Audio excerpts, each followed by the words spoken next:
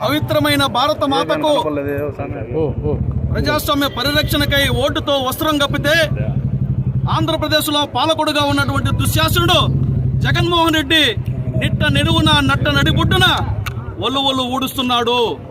విలువలకు తిలోదకాలిచ్చి ప్రజాస్వామ్య విలువలకు తిలోదకాలిచ్చి ఒళ్ళు ఒడుస్తున్నటువంటి ఈ దుశ్శాసనుడికి త్వరలోనే బుద్ధి చెప్పాలా.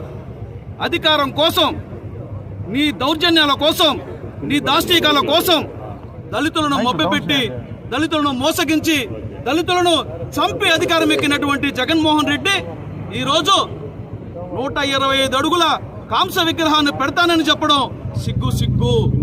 నీకు అంబేద్కర్ పేరెత్తే అర్హత కూడా లేదని చెప్పి నేను ఒక దళితుడిగా చెప్పదలుచుకున్నా. అంబేద్కర్ గారి పేరుతో ఉన్నటువంటి స్కీమును తొలగించి నీ పేరు పెట్టుకున్నటువంటి వ్యక్తివి నువ్వు.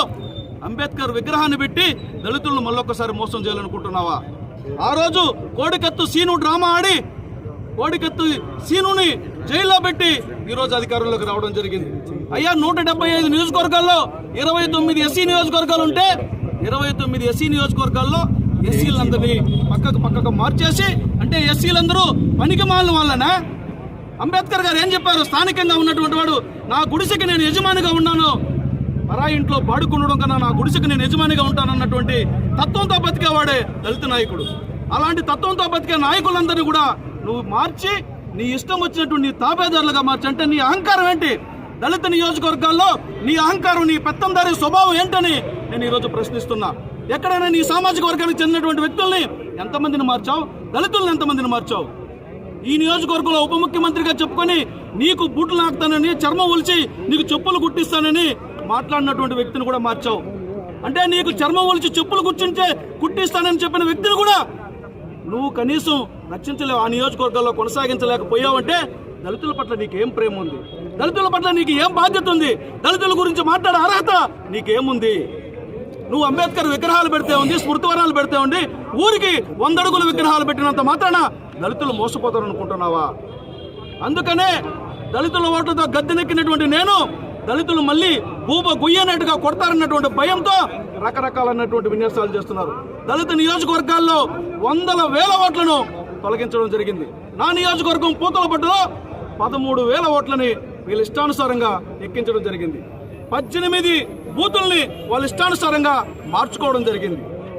అట్లాగే ఇప్పటికిప్పుడు మనం లెక్క తీస్తే 0 నుంచి 0 డోర్ నెంబర్తో దాదాపుగా 10,000 ఓట్లను చేర్చడం జరిగింది. ఇవన్నీ ఆధారాలతో సహా అధికారులకు ఇచ్చినప్పటికీ ఎవరు కూడా చర్యలు తీసుకోలేదు. అంటే ప్రజాస్వామ్య విలువలను కాపాడడం కోసం అధికారులు ఉన్నారా, లేకపోతే మంత్రులు ఎమ్మెల్యేలు చెప్పినట్టు వినడం కోసం మీరు పనిచేస్తున్నారా? నాకున్నటువంటి సమాచారం ప్రకారం నా నియోజకవర్గంలో 18 బూతులు మార్చినప్పుడు ఒక మంత్రి ఇంట్లోనే దానికి సంబంధించినటువంటి సన్నాహం జరిగి 5 మంది ఎంఆర్ఓలని, మాజీ ఆర్డీఓ వాళ్ళ ఇంటికి పిలిపించుకొని వాళ్ళ ఇష్టానుసారంగా మార్చడం జరిగింది. మనం చూసాం తిరుపతిలో ఏం జరిగిందో.